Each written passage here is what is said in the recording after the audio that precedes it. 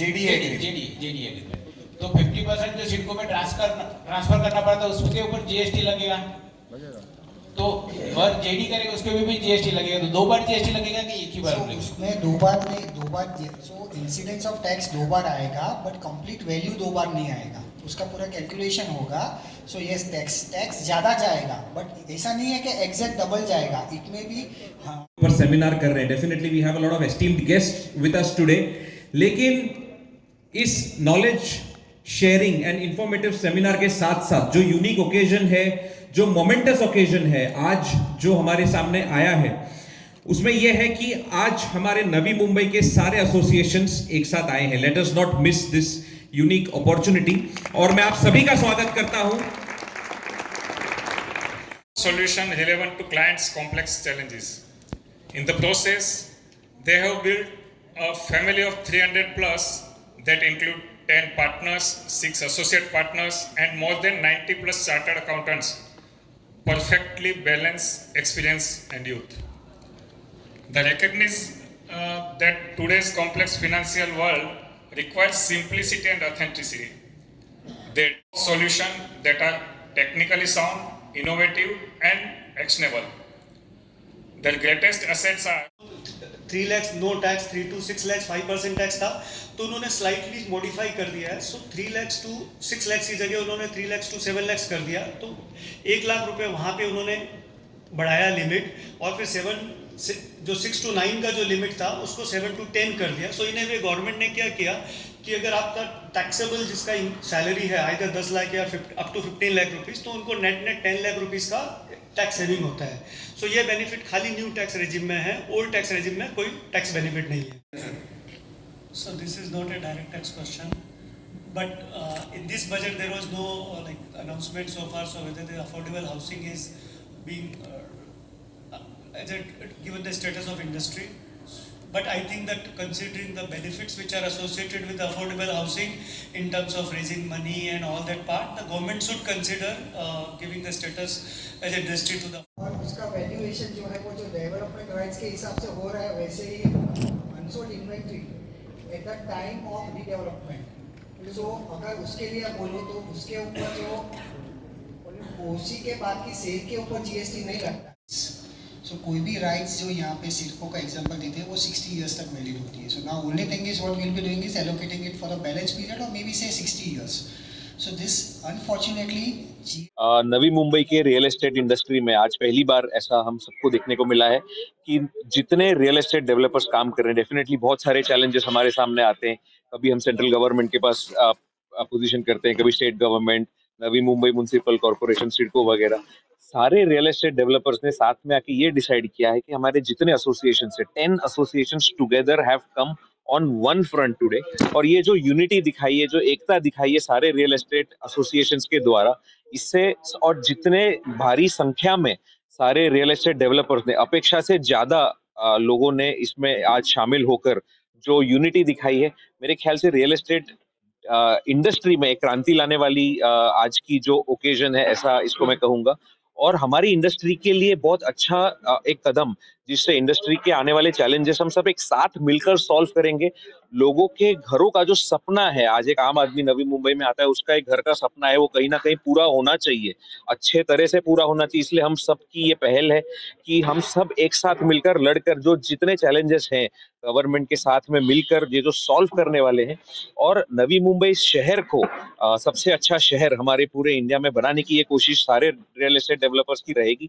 और इसलिए हम सब जो साथ में आए हैं, मेरे ख्याल से सारे जो डेवलपर्स आज जुड़े हैं, उन सबको मैं अभिनंदन करूंगा, उन सबका शुक्रिया अदा करूंगा।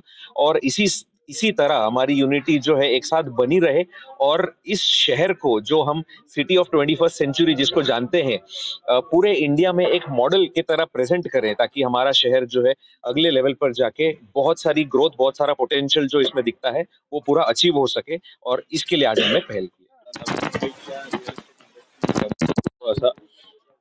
रियल एस्टेट इंडस्ट्रीचे जे असोसिएशन्स आहेत, क्रीडा एमसीएचआय, क्रीडा एमसीएचआय रायगड, क्रीडा एमसीएचआय यूथ, नरेडको, बीएएनएम रायगड, असे सगळे असोसिएशन, 10 असोसिएशन्स मिळून आपण आज हा सेमिनार पूर्ण केलेला आहे। यामध्ये रिअल एस्टेट इंडस्ट्रीमध्ये जी एकता आहे आणि जी युनिटी आहे ही दर्शवलेली आहे।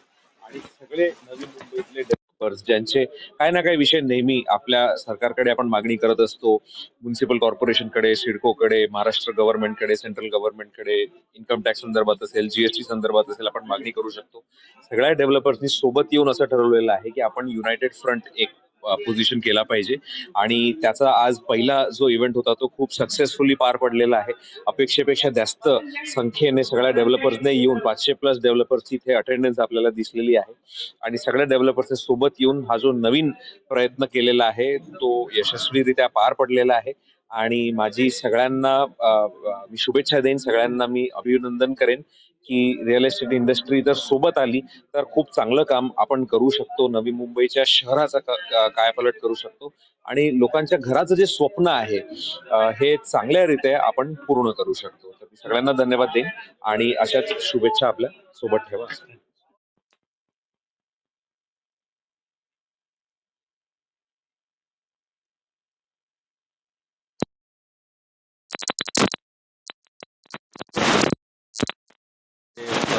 पूरी टीम जो है, पूरे प्रेसिडेंट इन्होंने एक साथ आकर हमेशा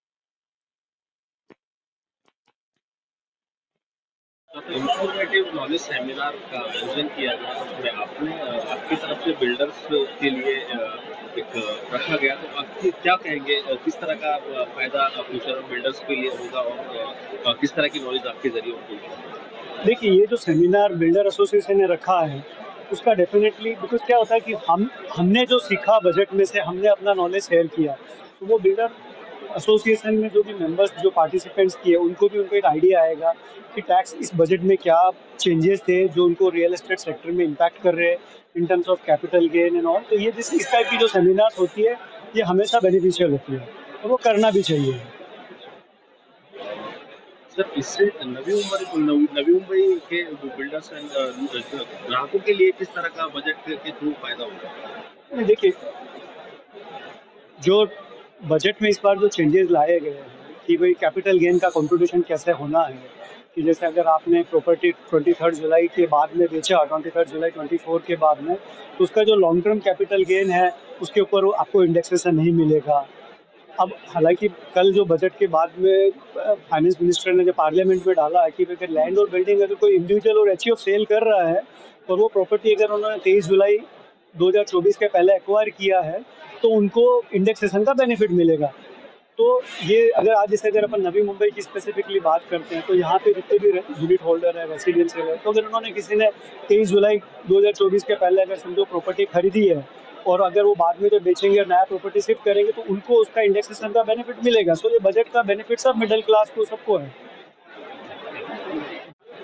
सर, इंफॉर्मेटिव नॉलेज सेमिनार ये रखा गया, इसमें आपके जरिए जैसे बिल्डर्स को कुछ इंफॉर्मेशन दिया गया जीएसटी के बारे में, तो क्या कहेंगे, किस तरह के? So GST on builders and developers एक बहुत कॉम्प्लेक्स इश्यू है. सो ये 7 एसोसिएशन ने मिलके वो लोग ने काफ़ी चीज़ें क्लैरिफिकेशन की, किसके ऊपर जीएसटी लगता है, कभी लगता है, बिल्डर्स डेवलपमेंट एग्रीमेंट करते हैं, बिल्डर्स लीज पे लेते हैं, तो कभी क्या जीएसटी लगता है, कौन से चार्जेस के ऊपर लगता है, सो उन पे क्या इम्पैक्ट आता है, तो वो सब उनके क्लैरिफिकेशंस हमारे इसके through examples and through legal position clarify किए गए.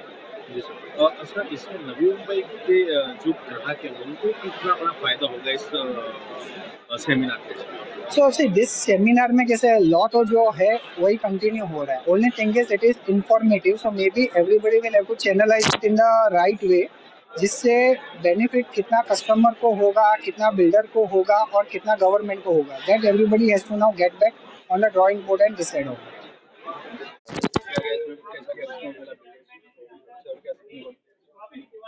Today's seminar was on information on two subjects. Latest तो एक तो बजट का जो था रिव्यू ऑन रियल एस्टेट, एक वो था, और दूसरा ये था कि GST implication on joint development. सबसे बड़ा आज के इवेंट का ये था कि 10 एसोसिएशन साथ में आके ये इवेंट किया। न्यू मुंबई की सारी एसोसिएशन के सारे डेवलपर्स, इस 10 एसोसिएशन के अगर आप नंबर्स पकड़े तो मोर 500 डेवलपर्स है। इस 500 डेवलपर्स के end of the day common he problems है, भले वो लोकल लेवल पे हो कि सरकार लेवल पे हो। तो ये एक यूनिटी है जो फर्स्ट टाइम न्यू बॉम्बे के हिस्ट्री में लास्ट 30 इयर्स में एक सिंगल प्लेटफॉर्म के नीचे आई है और अपने प्रॉब्लम्स एड्रेस करे आई। 10 एसोसिएशन जो हमारे हैं, ये सारे इशू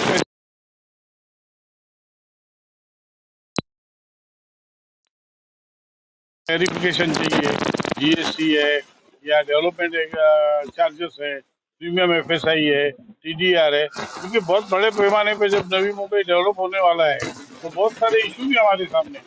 तो ये इशू को सॉल्व करने के लिए हम लोग सब यूनाइटेड हुए हैं और आगे जाके ये इशू पे एक अथॉरिटी को जाके मिल के और बाद में उसके लिए जो सेमिनार या उसका डिस्कशन पब्लिक में हम लोग हमारे बीच में लाके करना चाहते हैं। तो ये हिसाब से हम लोग इसको आगे लेके जाएंगे और केंद्र सरकार को भी हम लोग सजेशन भेजेंगे कि जो हमें राहत दे सके।